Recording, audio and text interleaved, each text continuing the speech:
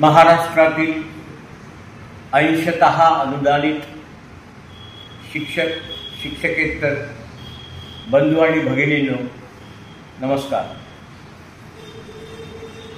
शासन निर्णय आला, आता प्रत्येकाला वाट आहे शिक्षणाधिकारी यांच्या टप्पा वाढच्या पत्राची। त्यासाठी मुद्दामून ही व्हिडिओ क्लिप देतोय। साधारणतः टप्पा वाढ जी द्यायची आहे त्याला माझ्या मताने फक्त संच मान्यता हा एक कागद पुरेसा आहे आणि जे नव्याने अनुदानावर येणार आहे त्यांना मात्र शासन निर्णयात जे जे काही सांगितलं आहे ते सगळं देणं गरजेचं आहे। आता प्रत्येक शिक्षणाधिकारी आपापल्या मताने कागद मागतायत, याच्यावर एकच उपाय आहे।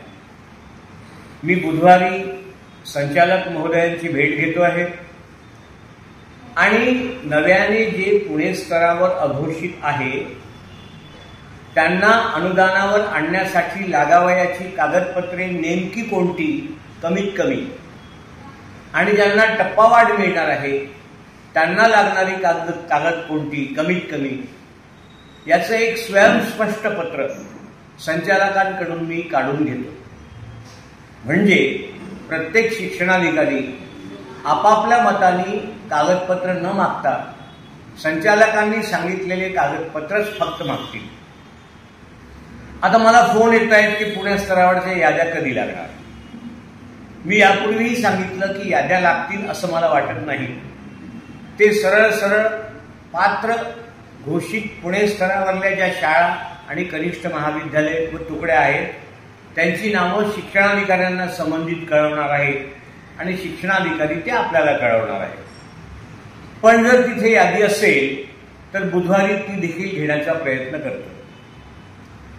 मग आता मुद्दा आपण फार घाई करतो।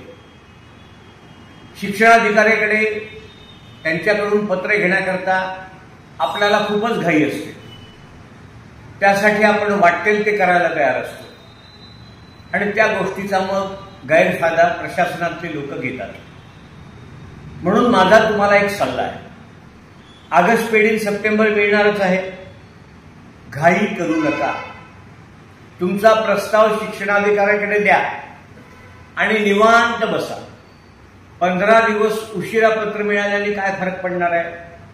पत्र तर देणं भागच आहे त्यांना कागदपत्र असल्यानंतर। त्यामुळे कोणीही घाई करू नका। मला बाहेरच्या जिल्ह्यातून काही फोन आले की आमच्याकडे प्रत्येक शाळेला पत्र घेण्यासाठी काही विशिष्ट रक्कम द्यावी लागते, आपण देतो म्हणून ते घेतात। आपणच जर दिले नाही तर कोणी घेण्याची ताब नाही कोणाची। त्यामुळे आपली घाई आपण सगळ्यात पहिले बंद करा आणि मग प्रत्येक जिल्ह्यात पत्र वाटप होत असताना जर काही गैरप्रकार होत असतील तर संबंधित आपल्या लोकप्रतिनिधीला आपण ते कळवा। माझ्या 5 जिल्ह्यात अमरावती, यवतमाळ, वाशिम, अकोला, बुलढाणा या 5 जिल्ह्यात कुठलाही गैरप्रकार होणार नाही याची मी स्वतः काळजी घेईन। शक्यतोवर हे पत्र वाटप कॅम्पनी व्हावं, कॅम्पमध्ये व्हावं असा प्रयत्न मी करेन आणि तुम्हाला दिलासा देण्याचा माझा पुरेपूर प्रयत्न असेल। बाकी ठिकाणी पण असं व्हावं यासाठी आपण आपल्या लोकप्रतिनिधींकडे आग्रह करा अशी माझी आपणास विनंती आहे। घाई करू नका, पत्र त्यांना देणंच आहे, त्यांना द्यावेच लागणार आहे। तुम्ही जर घाई केली नाही तर 8-15 दिवस उशिरा पण पत्र आपल्याला मिळतील। तुर्तास एवढेच, त्रुटीसाठी प्रयत्न करतोय। त्रुटीवर अन्याय होणार नाही यासाठी माझे सातत्याने प्रयत्न सुरू आहे। तुम्ही काहीही काळजी करू नका, तुमच्यावर अन्याय होऊ देणार नाही। सैनिकी शाळांचा मुद्दा जो गाळला गेला आहे त्याच्यावरही माझं लक्ष आहे।